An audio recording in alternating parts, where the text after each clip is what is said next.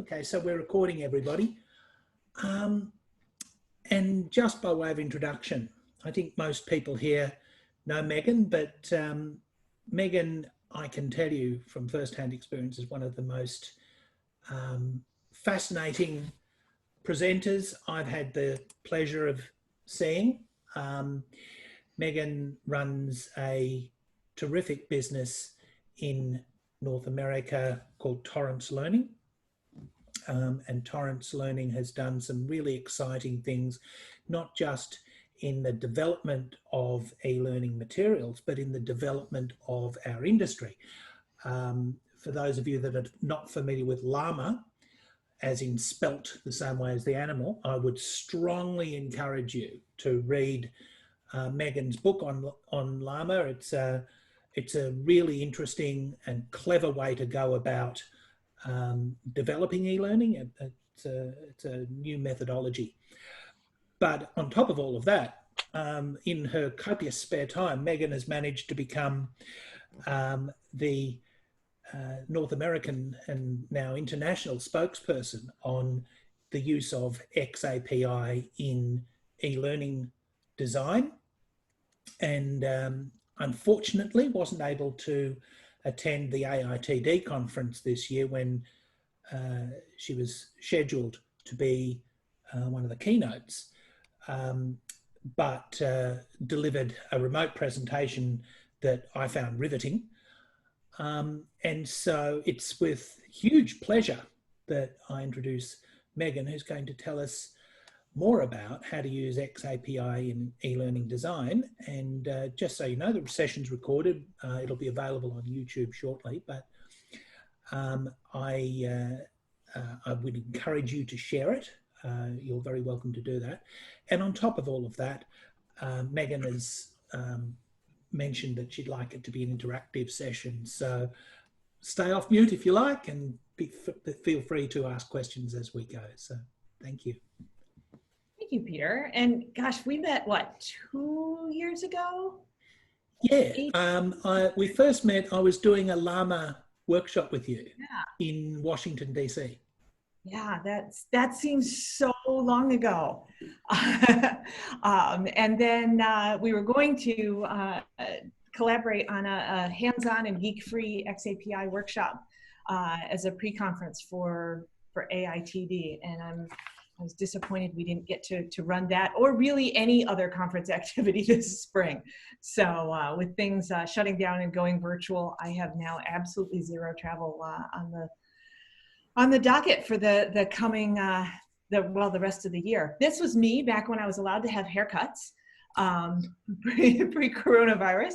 And you know, as I think Peter covered all of the things on this screen, minus how to get in touch with me.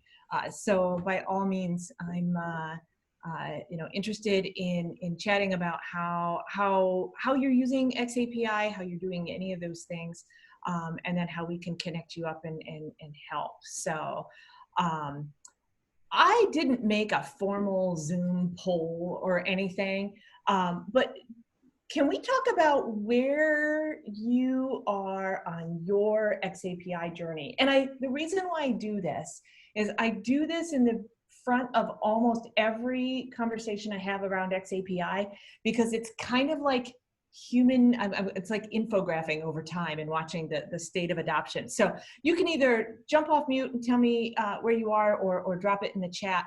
And that helps me understand a little bit about where folks are. All of the above. Okay. With the exception of the attachment that we were talking about earlier. I mean, that's a fancy statement. Okay. It is a fancy statement, yes. But we are starting to bring it into the organisation, and COVID has been the answer as to how to get it over the line. Wow, fantastic. Fantastic. Yes, it is. It is the catalyst for many things to leapfrog their planned roadmap. Nick, Brock, Anthony? Currently, we use a XAPI-friendly LMS, Okay. which is Zappy Apps, which is a fantastic resource. We're Yeah. looking at learning how to use XAPI better. So the integration with a LRS if it's needed, but also more of the data around what I can, or what sort of data I can get out of it and how I can make our business better. Okay. Okay. Cool. Cool. Brock, what about you? I'm just going in order on my screen, at least. Oh, You're Brock. on mute, Brock. Brock, I think you're on mute.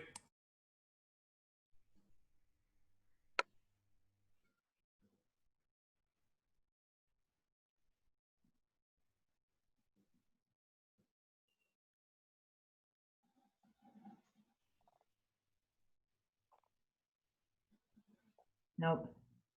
Okay. Brock's going to type in the chat. Nick, how about, or sorry, no, Anthony, how about you? You're referring to me, I think. Yes. Yes. Well, from my point of view, I'm really at the learning stage. Obviously, interacting with Peter, but certainly I see, where the COVID-19 is. I agree with the other comment, the previous comment. There is an opportunity, a much stronger opportunity, to bring forward XAPI than there may have been 6 months ago. So from my point of view, it's looking to to learn more about it so I can get it out in the market. Fantastic. Fantastic. Brock, did you get it figured out? BNG. Okay. Know what the X stands for. Fantastic. And you've done the cohort at least once. Are you signed up for the fall cohort yet? Okay, I can arrange for that. Peter, how about you?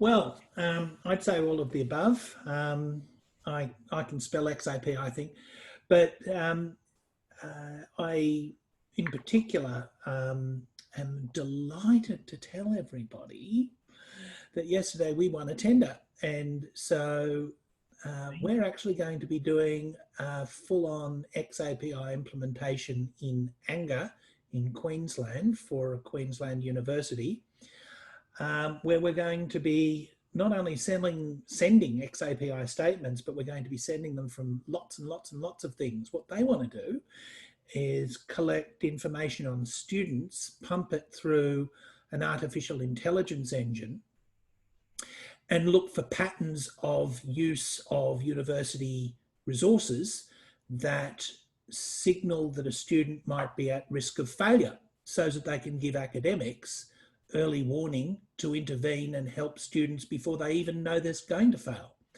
So that's going to be a really exciting and fascinating project that we're doing over the next 6 months. So yeah, we do all of the above, and we're about to do it in Anga, which is great. Looking forward to it. I think there'll be some research papers too. Yeah, I was going to Cool. say that's case study material there, my friend. Fantastic. Congratulations. That is excellent. Well, and that's helpful. What I wanted to do today was spend some time, and Peter said this group pretty much knows what XAPI is. So let's talk about kind of the next thing. What was really interesting was when I was traveling around in the beginning of the year. I went to a bunch of conferences. I was out probably every week from January through the first week of March, and there was the conversation had shifted. And it was really exciting because we've been in this for 7 years now, coming on 8. Well, it's still close enough to 7, but I mean we've been doing this for a while. So. I really wanted to talk about what's going on out there. We'll do a quick touch base on what it is and the state of adoption. I did some research last summer with the Learning Guild around the state of adoption in organizations. I consider them consuming organizations that buy things. And then we talked to vendors, and we kept them as a separate population because vendors of products and services have a different perspective on adoption than the consuming organizations do. But then I want to talk about what's going on out there, right? And it's funny, I want to talk about it. There's less talk explicitly about XAPI, which is interesting. And I think it's both awesome and sometimes a little worrisome. There is definitely more doing. Right? Vendors are, or organizations are asking for these things. I mean, think about the size of the project and the scale of the project that GB is going to be doing here. Like, this is, that's awesome, right? That the marketplace is asking for that and asking for it within a particular spec. There are more tools that support XAPI. And I think that I've long been a firm believer that when XAPI is geek-free, it will get more adoption, right? I love my geeks, but if you need one to do this, it will slow its adoption. And so I want to, we can do a tools landscape. Out of that becomes a fabulous typo on my slide, but more utility, right? We will get more usefulness out of XAPI as we move from pilot projects to full-scale projects. And there's the I call it the fax machine effect, right? If you're the only person who has a fax machine, it's pretty useless. The more people who have fax machines, the more useful that fax machine becomes, right? Our industry is growing up about XAPI. There is more going on from a maturation perspective. That's a lot of it's happening behind the scenes. And quite honestly, I am not as close to the adulting, which is both a personal statement as well as a professional statement. I'm not as involved in the adulting activities that are going on, but I feel like that is good. If you think about it, SCORM is pretty adulty. And it is widely shared. All the tools use it. It has officialdom around it, and that's what makes it work. And so when you get more adulting, you actually get more doing, more tools, and more adoption. So there's this beautiful kind of synchronicity here around these things. So this is the structure of where I want to go today. XAPI, right, really quickly, XAPI is, right, we know that the X stands for experience. It's not the L API, right, the LAPI, which A sounds really boring, right? XAPI sounds exciting. X is the, you know, the cool factor. But one of the things that I see a lot of people doing is spending a lot of time looking very, very inwardly at the learning experience and less, and forgetting, right? That's very important, but forgetting that the actual performing experience is a big piece of what's going on with XAPI. Almost no one, I think with the exception of Articulate Storyline, calls it tin can anymore. Right, and so that's a good thing. I still find people doing that, right? And one of the conversations, and I'll kind of, given where you all are, I'll level this up a little bit. I don't know about you, I get a lot of people who say, well, XAPI send email. Will XAPI do AI? Will XAPI do, you know, all these things? Will XAPI tell me whether or not my learning works? And I have to spend a lot of time saying, and they look at me like I've got two heads, because I say, XAPI doesn't do anything, right? XAPI is how we talk about what we do. Right? It is just that language of data interchange, not the things itself. So we use it to do those things, but it's not those things itself. So there's multiple pieces and a little bit of depth there. I also get a lot of is XAPI the next generation SCORM, right? And it's so much more, right? So my story for that. So next time somebody asks you that one, right? When I grew up out in the countryside on a small horse farm. I thought it was big, I was little. And in our house, we had a box and it was attached to the wall. And it had a 16-foot, because we were fancy, a 16-foot long squiggly cable on it. And if I wanted to talk to my friend one at a time, unless they were siblings, right, or somebody was visiting somebody, I could talk to one friend at a time as long as I was attached to my wall and my friend was attached to their wall. Okay? That's a lot like SCORM. We had one modality of communication, and it was audio. We could get fancy and play music to each other, but it was just audio. And because I lived out in the countryside, right, it was entirely likely that I would be out in a barn or in a field or something, and we had our phones all turned up really, or the phone turned up really, really loud. So you'd hear it, you would literally drop everything and run screaming, phone! And you had to get there before the 10 or 12 rings before it would drop. And that's exactly what happens when you launch an e-learning course out of an LMS.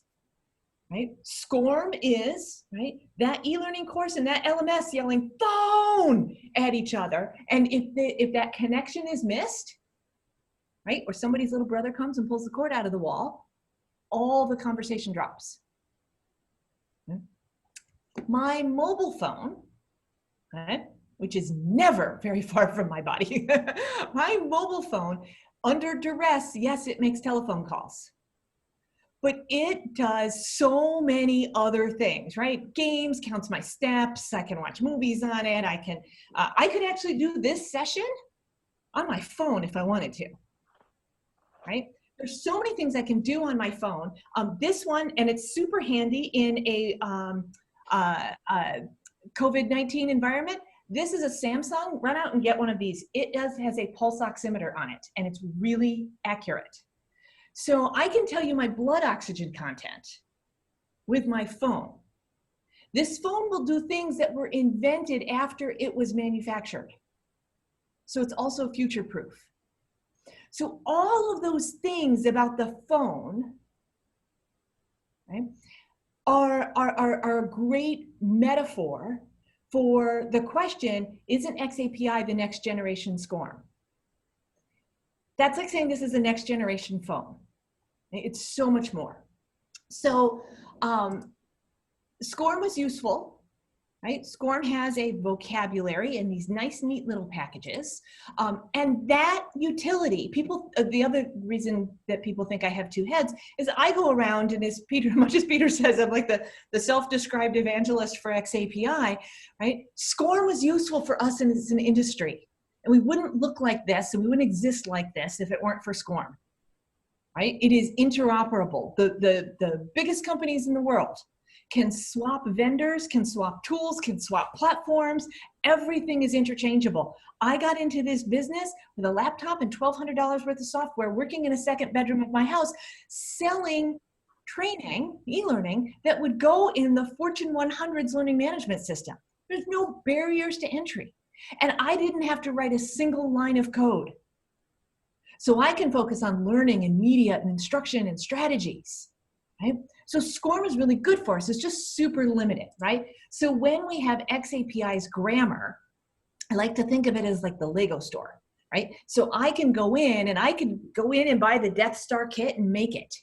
Or I can go in and buy the Death Star kit and the Black Panther ship and the city people and the female scientists kit, put them all together, add the robotics to it, go to my library, get a 3D printer and make my own, buy third-party ones off the internet, right? And they all go together because they all agree to follow the same structure of bumps and grooves. And when Peter puts together his project, right, for the university, right, all those different pieces of data are going to come from a whole bunch of different places, and they're all going to live in the same swim, so that the AI can crawl that and come up with answers. So I mentioned the state of adoption survey that I did with the Learning Guild last year. And I will tell you, when I first saw this, I was so disappointed. Because when I looked at this graph at first, right, when we made this, look at this.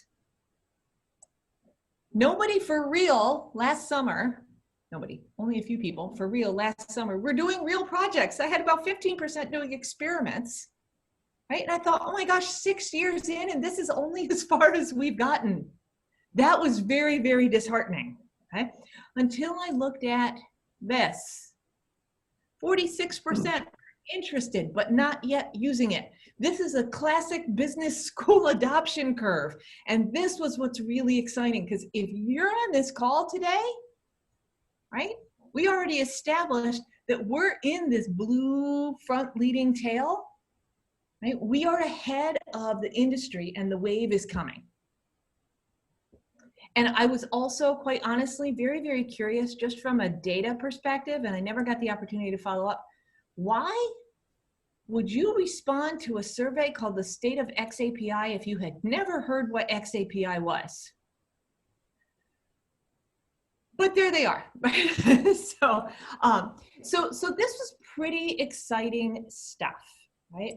And we looked in a little bit more deeply, right? So among the people who haven't adopted, right? So despite the fact that we have this 4.8% that we're that's highlighted in blue here, right?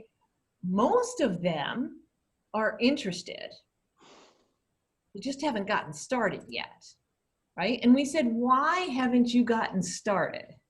And I'm actually going to zoom into the big stuff, right? Why haven't you gotten started? I'm just going to pause here and let you come off mute and kind of share with me your thoughts and reflections on these barriers. I have to agree with the lack of leadership buy-in. That's been one of the biggest challenges I've faced. Until COVID, apparently. Until COVID. Well, then you could clearly demonstrate what it can do, and it was like, oh, wow. Yeah. Yeah. Of course, you could demonstrate that before. It wasn't interesting then. It wasn't relevant. Yeah. Adult Learning 101, it wasn't relevant. So you make it relevant, and then they're interested. But that's really interesting. Well, and Julian, I looked at a lot of these, right? Lack of time, lack of learning records, or lack of need, lack of participation from IT or BI, right? All of those come when you have leadership buy-in. Yeah, they do. That's right. Absolutely. Organization doors and money open up and resources when leaders buy in. So they're really all lack of leadership buy-in issues, with the exception of perhaps the first. It's interesting. Yeah. Anybody else? Thoughts on this one? I'm surprised there's not an extra one in there, fear of being first. That's a good point. That's a good point. Yes, and quite honestly, I feel like that is an issue with the LMSs. Right? Initially, early on, fear of committing resources for something that really wasn't going to get traction. So, Brock, you're just going to have to exercise your fingers there. Wait a minute. Oh, was that? Oh, I thought that at first. I thought that was Brock.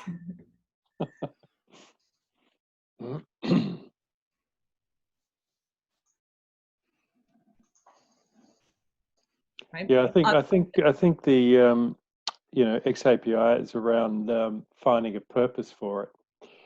So unless the connection between the compelling purpose and this is a solution that Nexus has made clear, it then gets difficult to sell it in. So, why is it that XAPI can actually achieve or deliver a result better than some other technology? So the purpose has got to be clear. I mean, unless there is a driver, technology like this won't be taken up for its own sake, not for its intrinsic value. There's got to be some extrinsic rationale for it to move forward.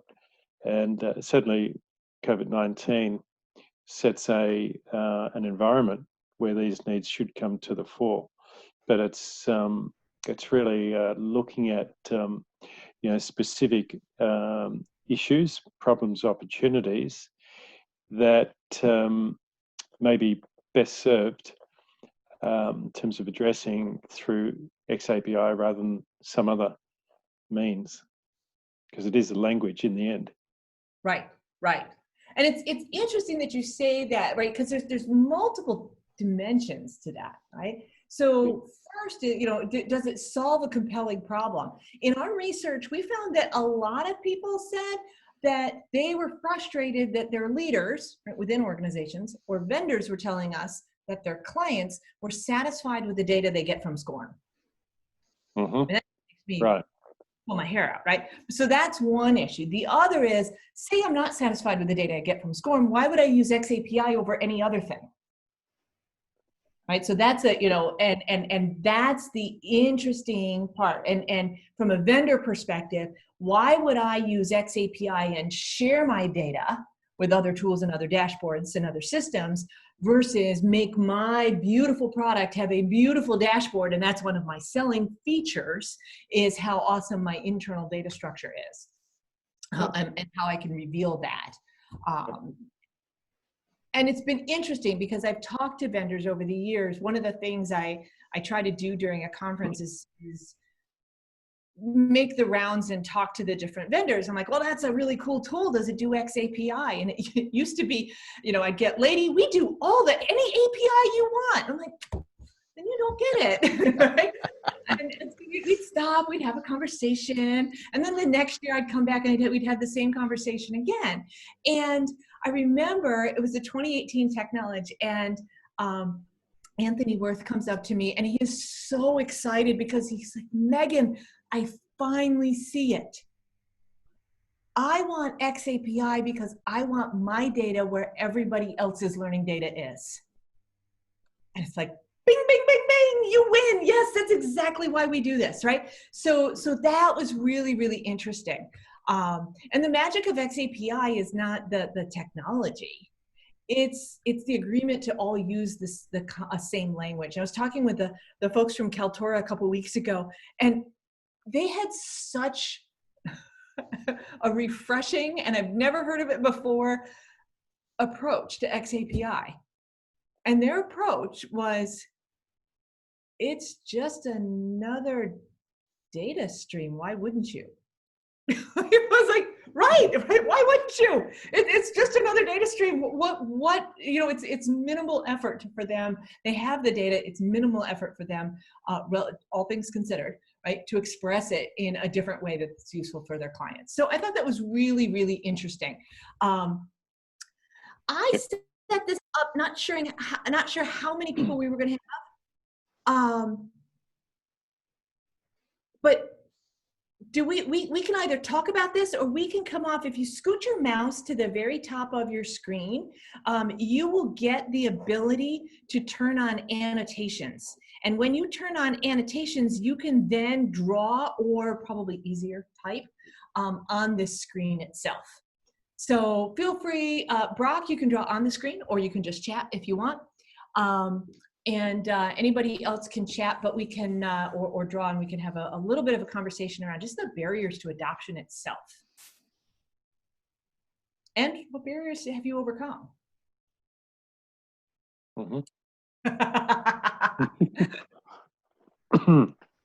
It's free. Cohort's free. That's why we make it free, right? Yeah.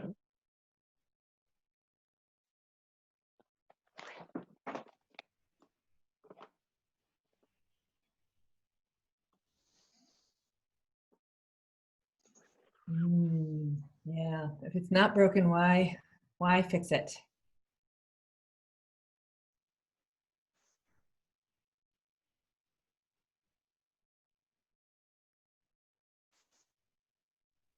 Peter, is your Aussie cohort team in our cohort, or you have your, okay? Oh, fantastic.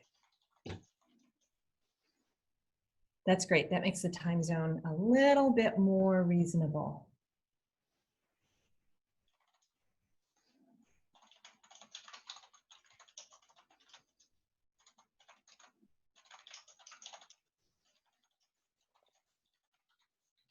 So, and then Brock had earlier said just kind of like lack of skills and lack of LRS, right?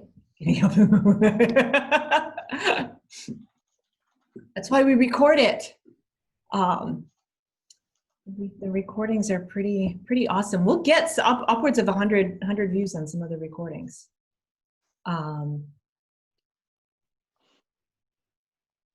Huge fun. The need for real data is supposed to pass fair. Yeah. And I, you know, so in some respects then, right, when we talk about barriers and whether or not there's a compelling need, I found that compliance courses are often not a compelling use case for XAPI, because really what they care about is that you finished it. Everything else is secondary or lower down. Okay. I'm gonna put, right, some of our clients find that the need to buy new software to do this is the single biggest barrier, right? That means they have to get, right? So they need to get the money, right? And then they need to kind of push the string up the hill, get a new piece of software in. Now the other thing is that, I'm just gonna stick this over here, right? Implementing an LRS is easier than an LMS. Right? There's just fewer moving parts. It's a data store. At the end of the day, it's a data store. But it does kind of scare some people off. So, yeah, much cheaper. Yeah, for sure. Right. Much. You know, but the other thing, right? That's where if you're pushing your LMS to implement XAPI, then you wouldn't need to get an LRS that's separate, right? And one of the things that as I hear that people are buying a new LMS, if they're buying a new LMS anyways, right? If I'm buying a new phone, I'm not going to go out and get a flip phone. I'm going to buy the newest phone because it's going to last me the longest time and give me the most flexibility. Yes, it will cost me more money. But if I buy a flip phone, I'm probably going to want a new one in about 6 months. Right? So I'm really pushing those LMSs that do XAPI right. And we're going to talk about that too. So this is helpful. And I need to, speaking of which, I need to move us along here. So I'm going to turn off annotations. Actually, I have to. All right, so here's your virtual training tip of the night. You have to clear all the drawings from the screen. Otherwise, I will take a screenshot of this. I'm going to take a screenshot of it too.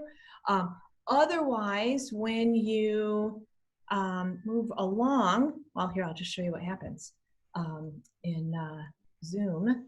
Oops, hello.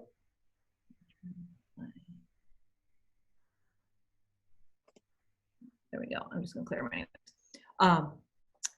they will persist for you, which is not what you want.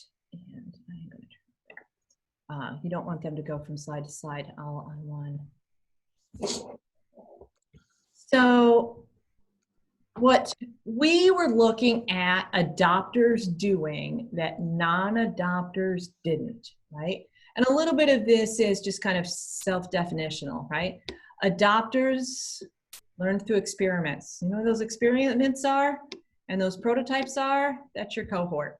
It doesn't have to be your cohort. There's plenty of people out there doing stuff on their own and writing about it as they go. And then we also found that the people who are adopting are poking at their vendors, right? As far as really what's the difference here? They're really pressuring their vendors. There's my little plug for the cohort. We've talked enough about that. What was super exciting here is that when we took that group that were not yet implementing XAPI, that great big 46%, that big tall part, right? They were looking at doing this within 3 years, right, within their organization. Now that was last summer, and so COVID hit, and then half of the population decided that, oh my gosh, we have to hunker down, we don't know what to do, and everything has to be virtual classroom. And the other half are doing what Julian's doing, which is leapfrogging their learning strategies and doing something much, much more here, right? So let's take a look, right? Now we've got the state of the adoption. Let's talk a little bit about kind of what's going on and where we're moving to, right? The interesting thing, and I was actually chatting with the guys from Rusticy in London in February, and I walked up to them, and the first thing they said to me was, "We can't believe you still talk about XAPI." And they were kind of laughing at me because the industry has moved. So I'm going to show you the home pages from software you know and maybe even have, maybe even pay for. And I want you to tell me what you notice. So here's the first one from Yet Analytics. You're going to get 10 seconds. Don't tell me yet what you notice, because I want you to tell me what you notice across all of them. There's a theme here. Homepage on Yet Analytics. This is one slide down from a, or one fold down on their webpage. Next one, Veracity.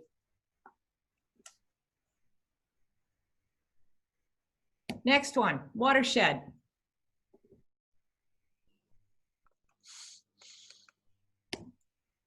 Learning Locker.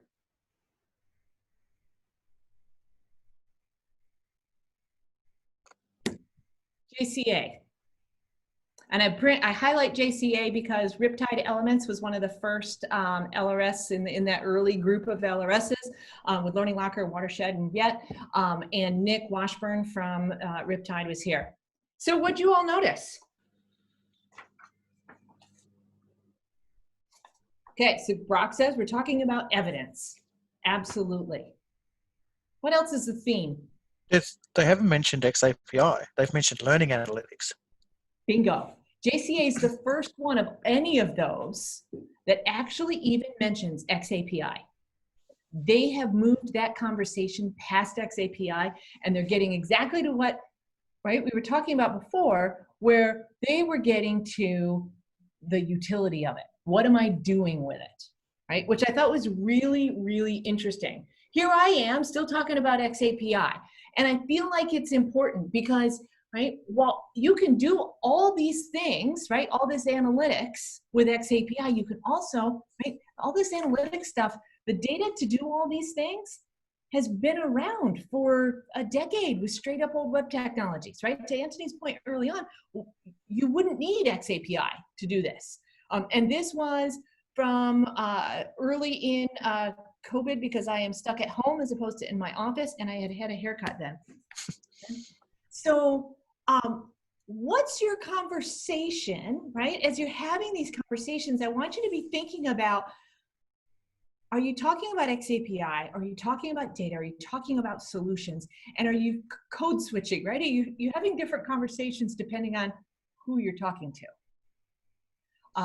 I will tell you, one of my case study projects, we went in, we were talking to the sales team, the L&D team was right along next to us, and I said, how about XAPI? And the L&D team was all excited. They're like, go Megan, you're gonna get us the LRS we want, right?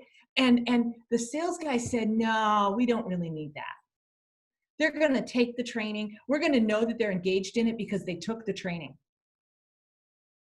They have to take the training. So of course they'll be engaged in it. And then we have sales data. Okay.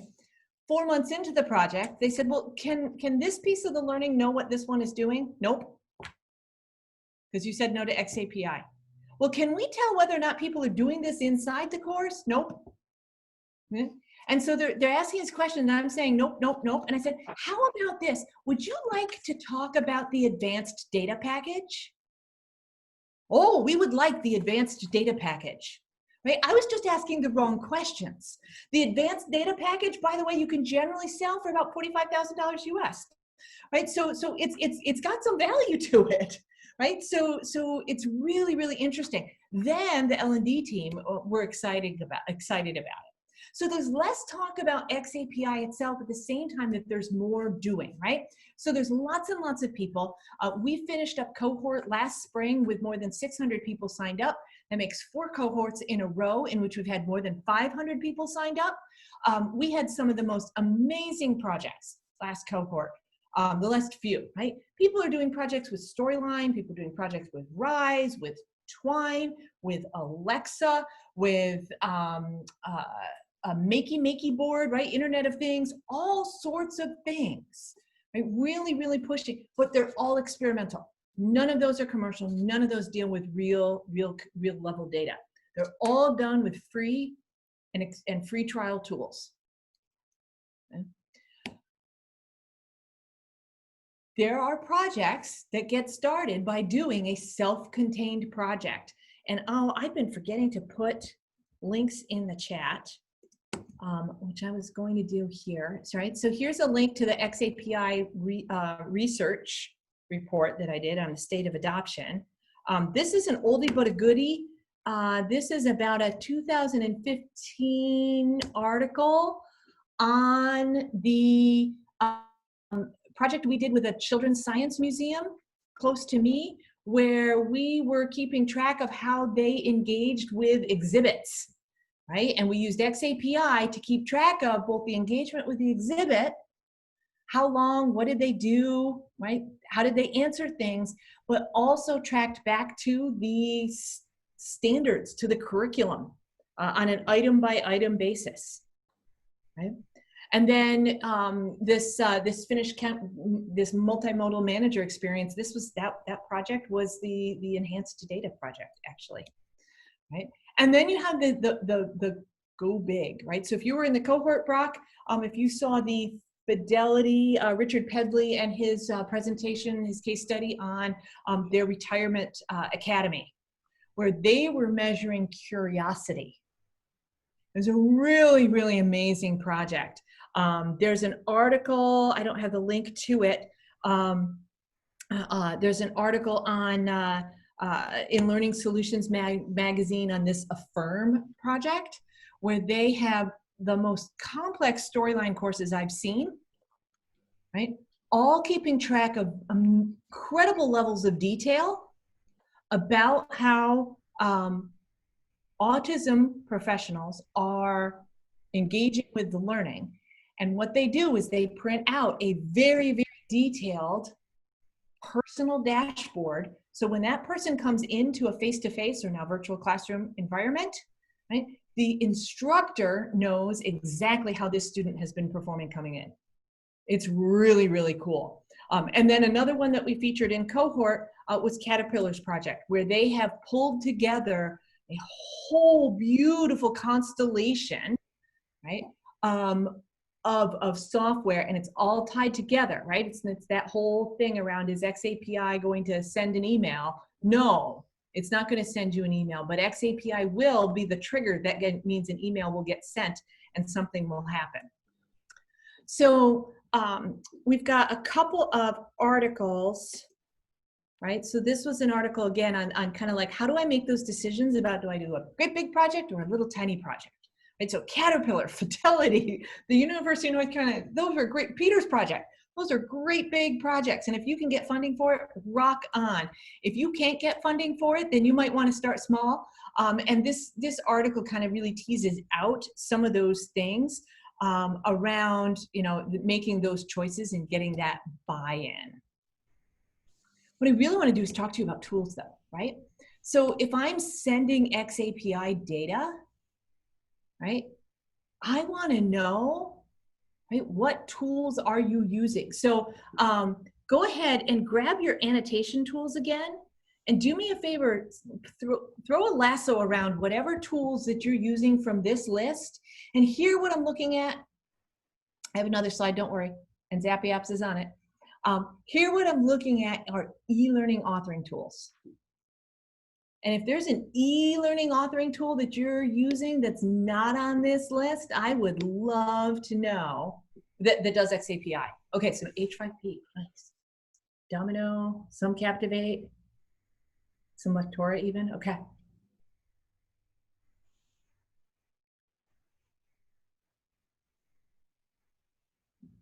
Some Actually up to Lectora 18 now. Oh, that's right. Yeah, this is a little bit dated. Thanks. Good catch.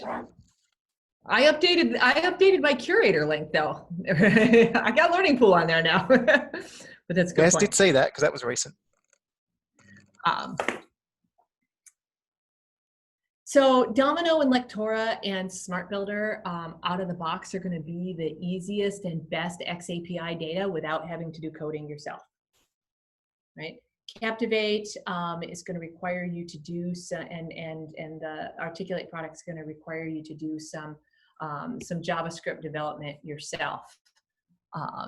So yeah, and Domino, I've been, you know, Domino. Let's just kind of right. from the start, the folks at Domino have been pushing XAPI and pushing XAPI to do the right thing.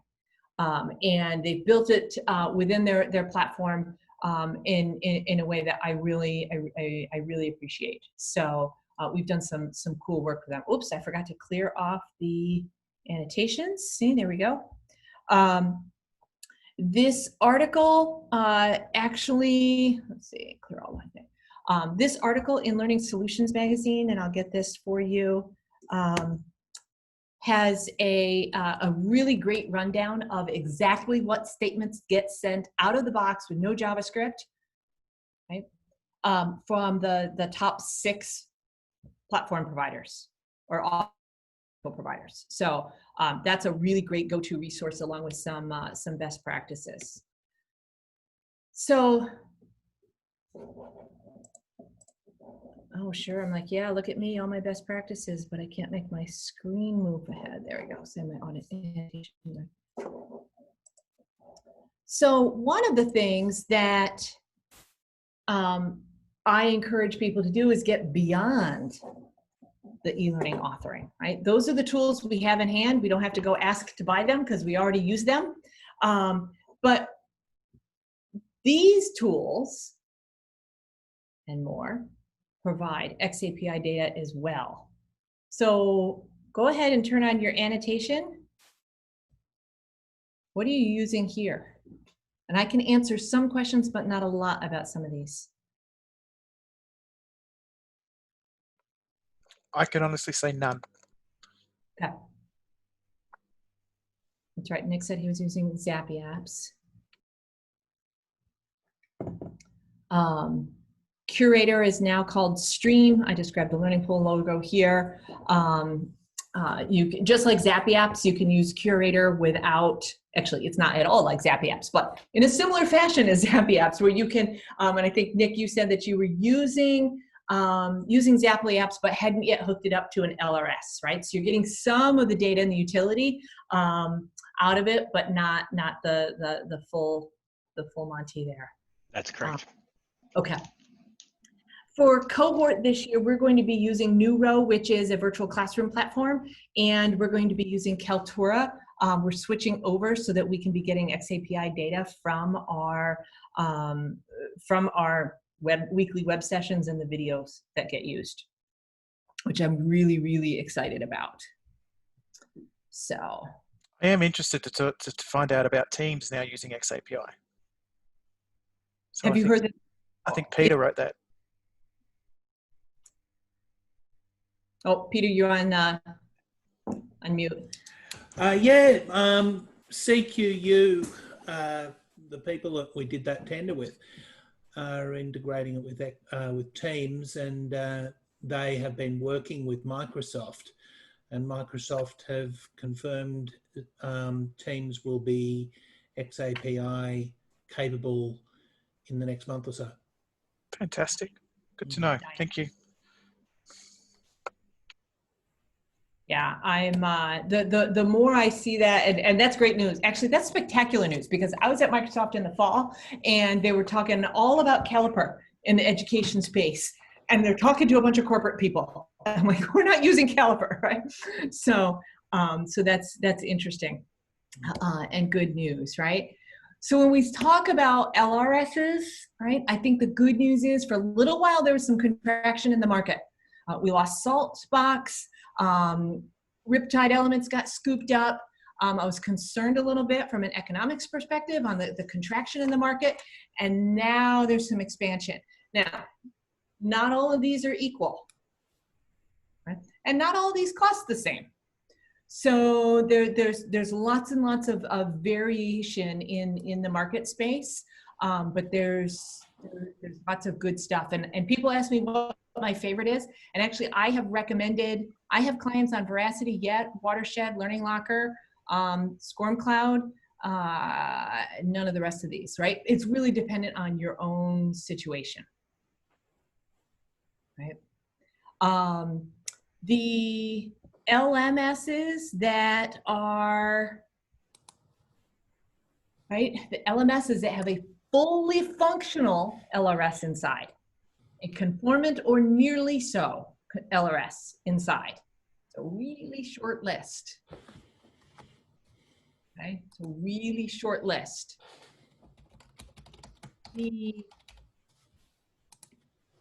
Right, and people, and so they're conformant. Fantastic. I will add that. Right. Yeah, these are my danger slides. That's why I have that big red notice at the top. So that is good to hear. And so you can get data in and out. Fantastic. Yeah, they had their own XAPI engine before they were bought by LTG, but since then LTG has replaced the XAPI SCORM inside it with the Rustici engine. Fantastic. Fantastic. Yeah, I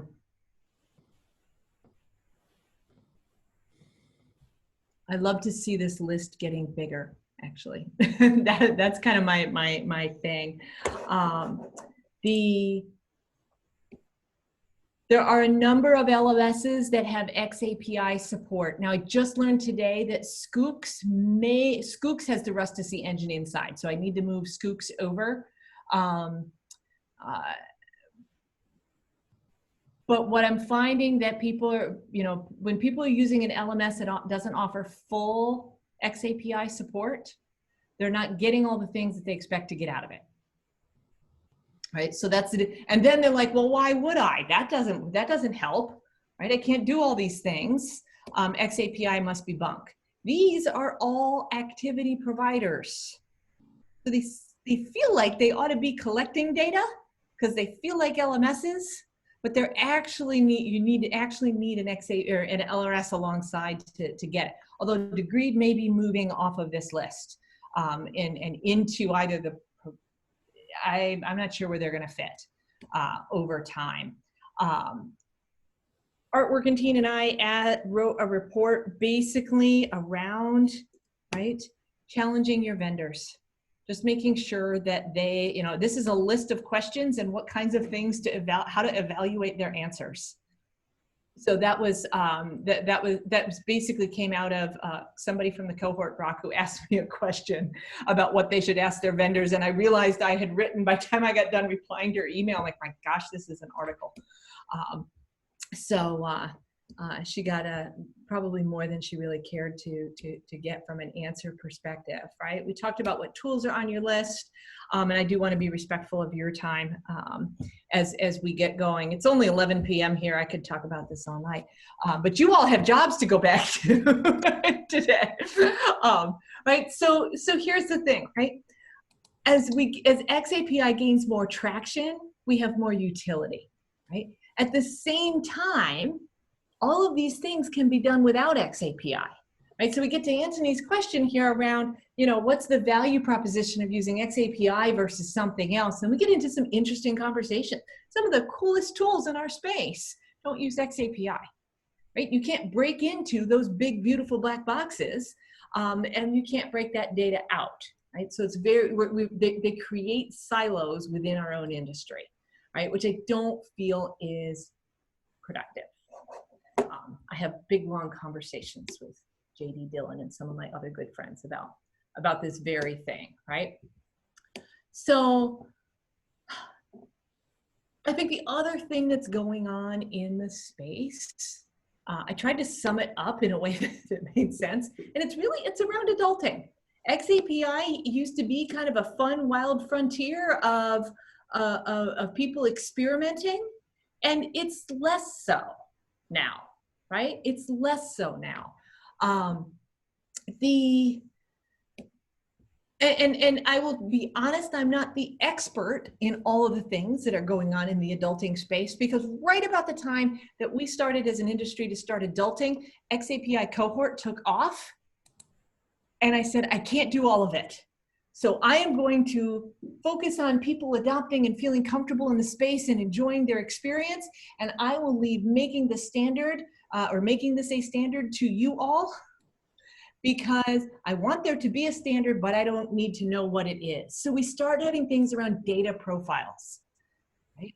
Instead of I can send a statement about anything at any time and write it whatever I want, right? A data profile is an agreement by all of us to use the same concepts and templates and patterns and verbs and activity types, so that if I write a statement about video and Julian writes a statement about video, and LRS can read them regardless of where they come from, which, my goodness, sounds an awful lot like what SCORM does for us, right? And so this is that adultiness, right? And so there are guidelines around, do I write my own profile? Do I get, right? Or do I use something that already exists? And when I do write my own profile, I could share it so that other people can use it, and then our data all becomes that much more useful. At the same time, many of the same people who are very interested in XAPI are also very interested in the concept of learning engineering.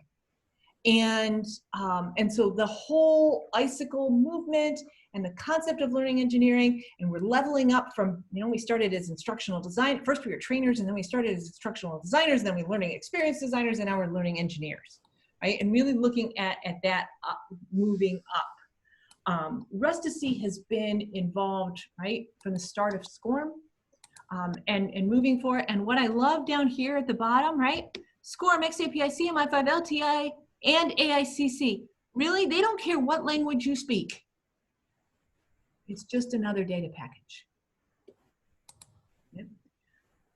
There's conversations between the folks who do XAPI and the folks who do Caliper, which looks a lot like XAPI. It's a little bit more structured, but it only talks about education, or it primarily talks about education, right? Not that learning experience. And I just got introduced to the very fine folks over at HR Open Standards who've been doing this for about a decade longer than we have, right? But now we have a set of HR data, which is right alongside and next to the learning data. And can we have these two standards start talking to each other, right? So that's where we get into that more adulting space, right? And that more formalization that helps support all of the rest of things. Actually, I'm just gonna go back to there. Who needs a gigantic picture of me? Yeah, I want to thank you all for a really interesting conversation and lots of sharing. And I would love if folks want to in the chat or come off mute and we just talk about what thoughts you have, what questions you have, what ideas you have, what additions you have to where things are with XAPI.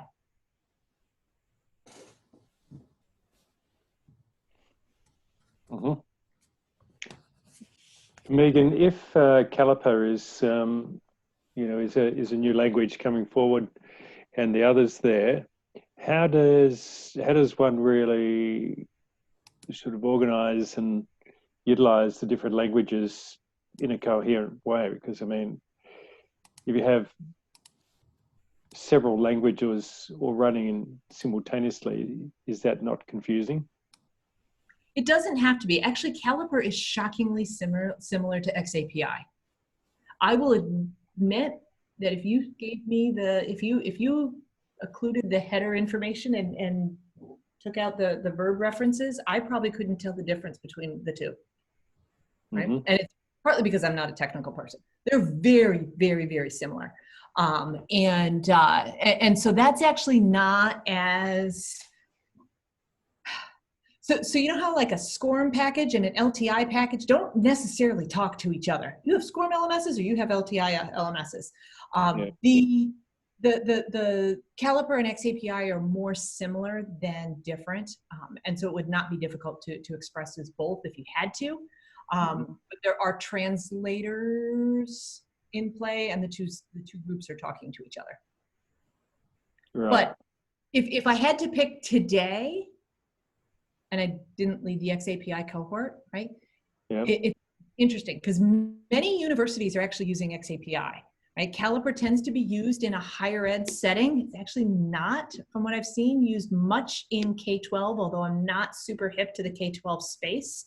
They tend to have their own black box systems, at least the systems here in the US, and I believe Google too. So if it were a corporate, I would absolutely use XAPI because that's where corporate is going. And then would look at Caliper only if the university was already moving that direction. Right. Is it a little bit like the VHS versus beta recorder thing?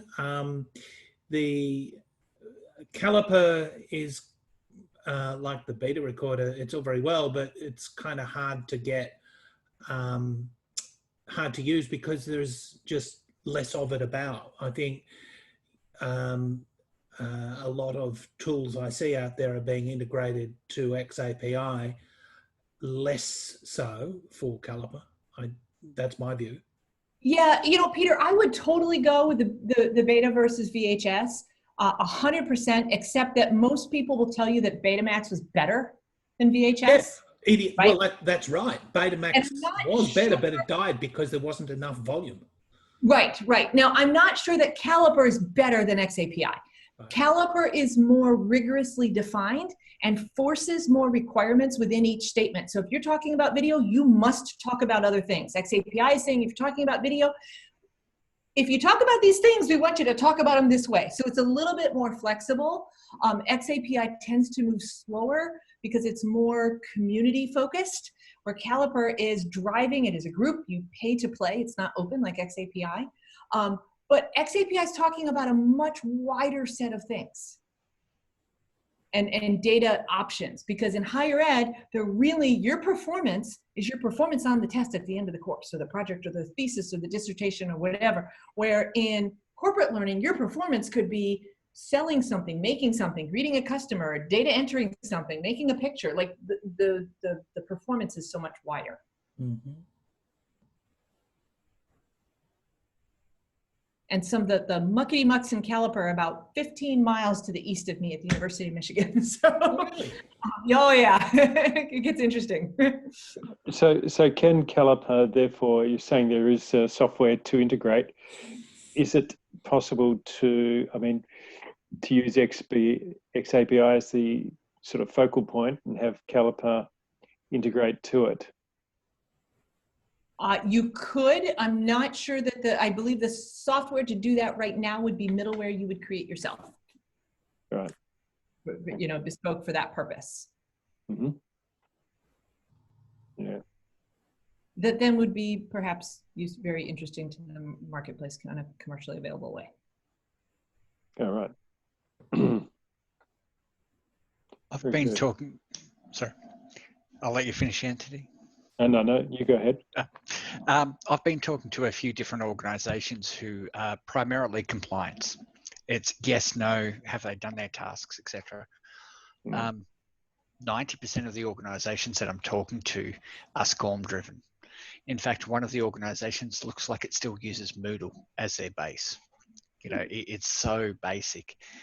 And these are very big organizations. So I'm trying to help them learn more about XAPI and the benefits that we can achieve. Do you have any tips? Anything that might drive it instead of being a safety focus or a compliance focus? We've got far more options. Well, a couple of things. So, and one is completely pedestrian. There is a lot of value in the use of XAPI to manage bookmarks and state across data packages and but across learning packages that support heavy compliance spaces. So we've used XAPI, not for any of the fancy things I just talked about for the last hour. We've used XAPI simply because if we're building a storyline course, it's gigantic piece of wax, and we need to make sure you look at every single screen, even if you switch devices, but you never lose track because you can never go back. Right? We're using XAPI for that and not SCORM because we have better control over our bookmarks, just out of storyline, which is a completely boring use case for XAPI, but it saves our keysters. The other thing, Nick, is that to the extent to which an organization needs to prove engagement or actually what happened inside that course versus just completion, right? Do you want to know that people actually, now, so yes, you can lock them down so that they have to stay on a screen for a certain amount of time. Do you want to know what they did on that screen? Do you want to know if they lost focus on that screen? Do you want to know how many attempts they took to get past that screen? And then if you make it a more rich learning experience, if you have a hint button, do people click the hint button? If you ask them to enter text and reflect on something, what do they enter? Right? None of those things you can do in SCORM. So those are some of the things from a compliance perspective. I do know that like Underwriters Laboratories is looking at a quality management system, right? Wiring that up with the learning system or the compliance system and using XAPI to then identify quality issues relative to the team that committed the quality issues and the level of training that they have. Great, thank you so much. Mm. Do we have any other final questions? All right. Well, I think we might make that a wrap. I'm really very grateful, Megan, for your time. And as always, it's really interesting and I always learn something. So very grateful indeed. And thank you to everyone else for attending. I will let you all know where the recording is. It should be up later today. And just a final note, the next one of these, the date will be announced either tonight or tomorrow. And we're looking forward to a session on XAPI in applications through Watershed. So Watershed's going to talk to us a little bit about how XAPI applies in a series of their target industries, not so much specific case studies, although I'm sure that'll come up, but for example, how aviation and how manufacturing and how health can take advantage of XAPI in their areas. So I'm kind of looking forward to that as well.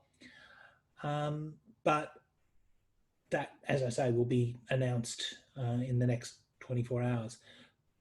But back to Megan, I'd just like to say once again, thank you very much. It's late at night there and really valuable. Thank you.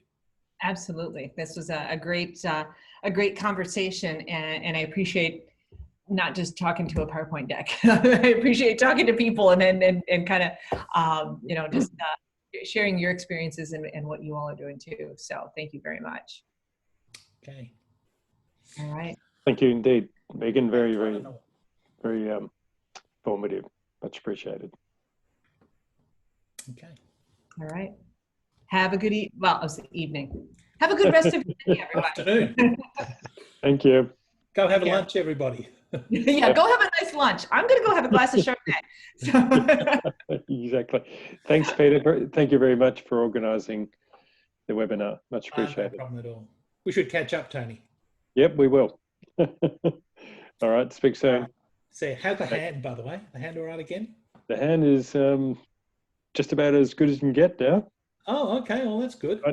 I nearly severed it off completely, but it's actually workable, thanks to a great team of surgeons at the Alfred Hospital who put it back together. So, yeah, all good. Glad to hear. All right. I shall see you. All right. See you later. Bye now. Bye-bye. See you.